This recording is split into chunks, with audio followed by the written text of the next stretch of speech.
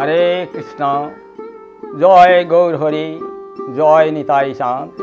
আমার প্রিয় কৃষ্ণানুরাগী সজ্জন গৌর ভক্ত মণ্ডলী, সবার শ্রীচরণে এই অধমের সাষ্টাঙ্গ দণ্ডবোধ প্রণতি জ্ঞাপন করি, তারা যেন এই অধমকে কৃপা করেন।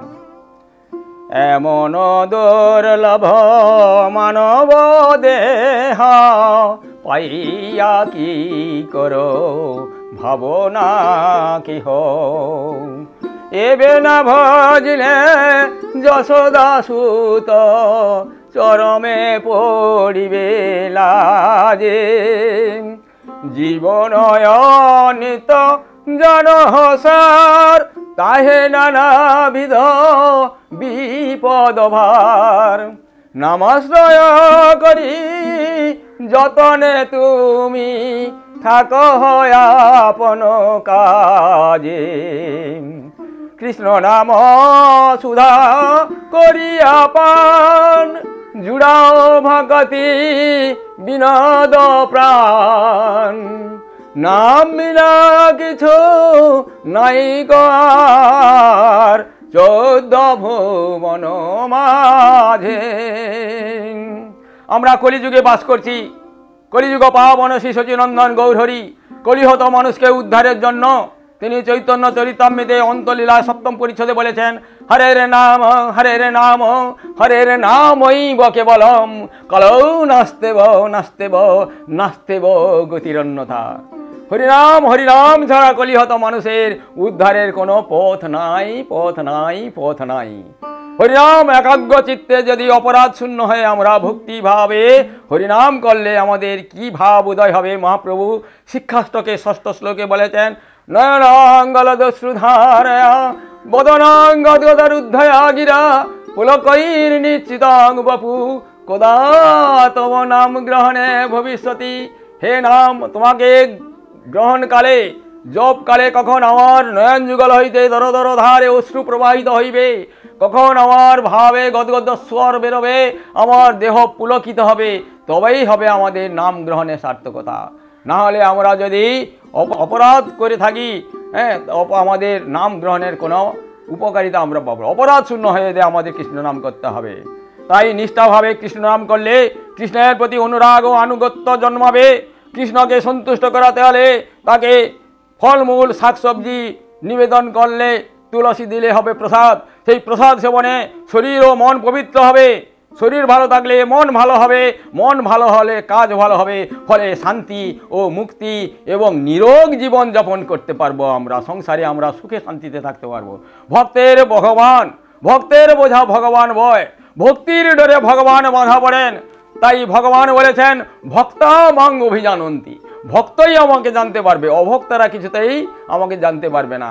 তাই গীতায় তিনি বলেছেন, ন মাং দুষ্কৃত ন মূঢ়া প্রপদ্যন্তে নরাধমা মমমা প্রকহিত জ্ঞানাম আসুরি মহামাশ্রিতাম।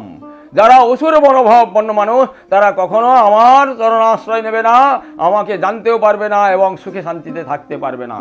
শ্রীমদ্ ভগবদ্ গীতায় ভগবান 9ম অধ্যায়ে 34 শ্লোক এবং অষ্টাদশ অধ্যায়ে 65 শ্লোকে একই শ্লোক দ্বিতীয় 2বার ব্যক্ত করেছেন। খুব ভাইটাল, খুব ইম্পর্টেন্ট শ্লোক। মন মনা ভব মদ ভক্ত মদ যাজি মাং নমস্কুরু মমই বৈশ্বসী সত্যন্তে প্রতি জানে প্রিয় হসিমে। মন মনা ভব, আমার প্রতি মনোনিবেশ করো। মদ ভক্ত, আমার ভক্ত হও। মদ যাজি, আমার পূজা করো। আমি সত্যি প্রতিজ্ঞা করছি, আমি সর্বক্ষেত্রে তোমার সহায়ক হব, তুমি সুখে শান্তিতে থাকবে। ভগবান শ্রীকৃষ্ণকে কাছে পেয়ে অর্জুন কুরুক্ষেত্রে জয় লাভ করেছিলেন। তিনি 10,000 নারায়ণী সৈন্য নিতে চাইলেন না, তিনি ভগবানকে কাছে পেতে চাইলেন। তিনি সর্বক্ষেত্রেই তার সহায়তা পেয়েছিলেন। একাগ্র চিত্ত নিয়ে ভক্তিভাব অঙ্গীকার করে কাতর কণ্ঠে নয়ন জলে সিক্ত হয়ে যদি আমরা ভগবানের শরণাগতি হই, তাহলে তার কৃপা অবশ্যই পাবো। এই জড় সংসারে শান্তি ও মুক্তি পাবো। আমরা বিষয়ে লোভী হয়ে আমরা ধন দৌলতে মেতে গেছি। তাই পাশ্চাত্য দেশের মানুষ গভীর অনুরাগে কৃষ্ণ প্রেম করে, কৃষ্ণের প্রতি অনুরাগ করার জন্য, শান্তি মুক্তির জন্য এই ভারতবর্ষে ভূমিতে এসেছে, নদিয়াতে এসে আছড়ে পড়ছে। শুদ্ধ ভক্তরাই অমর, যেমন ভক্ত ধ্রুব, ভক্ত প্রহ্লাদ, ভক্ত নারদ, ভক্ত রাজা অম্বরীশ, ভক্তিমতী রানী মীরাবাই। তাই ভাগবতের একটি অমর কাহিনী ভক্ত ধ্রুবের কাহিনী আমরা শ্রবণ করব। বাল্যকালে হরি ভজে হরি পাওয়ার আসে, আর যৌবনেতে হরি ভজে হরি আসে কি না আসে, আর বার্ধক্যেতে হরি ভজে জমের তরাসে। জমের ভয়ে আমরা বার্ধক্যে আমরা সংসারে জীবন যন্ত্রণার থেকে কষ্ট পেয়ে দেখি আমরা যদি হরি ভজন করলে হরি কৃপা পাই। যদি আমরা সত্যিকারে সাত্বিক নিয়ম মেনে যদি সাত্বিক আহার না করে ভগবানের প্রতি যদি এবং জীবের প্রতি যদি করুণা না হয়ে যেমন জীব হত্যা আমরা যদি অহিংস নীতি না গ্রহণ করি তাহলে আমরা কিছুতেই শান্তি পাব না। হরে কৃষ্ণ। এখন ধ্রুব চরিত্র। মনুপুত্র রাজা উত্তানপাদের দুই স্ত্রী সুনতি এবং সুরুচি। সুরুচির পুত্র উত্তমকে পিতার কোলে বসতে দেখে সুনীতির পুত্র ধ্রুব পিতার কোলে বসতে চাইলে বিমাতা তাকে কটু কথা বললেন এবং তার হাত ধরে টেনে নামিয়ে দিলেন। রাজার কোলে বা সিংহাসনে বসতে হলে তপস্যা করে ভগবানকে সন্তুষ্ট করিয়ে আমার গর্ভে জন্মালে তাহলে পরবর্তী জন্মে তুমি সিংহাসনে বসবার যোগ্য হবে। মাতার কথায় ধ্রুব মাতার পরামর্শে বললেন বনে গিয়ে পদ্ম পলাশলোচন শ্রীহরির তপস্যায় রত হলেন। দেবর্ষি নারদ বললেন এই পঞ্চম বর্ষীয় বালক তুমি সংসারে ফিরে যাও, বৃদ্ধ বয়সে শ্রীহরির সাধনা করবে। একাগ্রতা দেখে বিস্মিত হলেন নারদ। বললেন যমুনা তটে তুমি মধুবনে গিয়ে ওং নমো ভগবতী বাসুদেবায় মন্ত্রে তুমি ভগবানের তপস্যা করো, ভগবান যদি তোমায় সন্তুষ্ট হয় তাহলে অবশ্যই তোমায় কৃপা করবেন। নারদ উত্তানপাদের রাজ্যে ফিরে গেলেন। সেখানে নারদ তাকে বিলাপ করতে শুনলেন এবং তাকে সান্ত্বনা দিলেন। ধ্রুব প্রথম এক অনাহারে থাকলেন না খেয়ে, পরে 3 দিন অন্তর খাদ্য খেলেন, তারপরে 6 দিন অন্তর খাদ্য খেলেন, পরে 9 দিন অন্তর ফল এবং জল পান করলেন। তারপরে পঞ্চম মাসে শ্বাস নিঃশ্বাস নিয়ন্ত্রণ করে এক পায়ে দাঁড়িয়ে কঠোর তপস্যা করলেন ওং নমো ভগবতে বাসুদেবায়। যাকে দেখে তাকে আলিঙ্গন করে বলে তুমি কি আমার পদ্ম পলাশলোচন শ্রীহরি, তুমি আমায় কৃপা করো প্রভু। হিংস্র জীবজন্তুরা তাকে আক্রমণ না করে দণ্ডবৎ প্রণতি জানিয়ে চলে যায়। স্বর্গলোক কম্পিত হল। দেবতারা শ্রীহরিকে বালকের তপস্যা হতে নিরস্ত হতে প্রার্থনা জানালেন।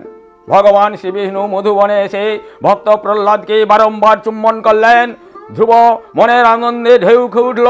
ধ্রুবকে বর দিতে চাইলেন ভগবান। ধ্রুব বলল আমি কাঁচ কুড়োতে এসে কাঞ্চন লাভ করলাম, আমার সিংহাসন বা পার্থিব বস্তুর প্রতি আমার কোনো স্পৃহা নেই, লোভ নেই, আমি আপনার সেবা করে আনন্দ পেতে চাই।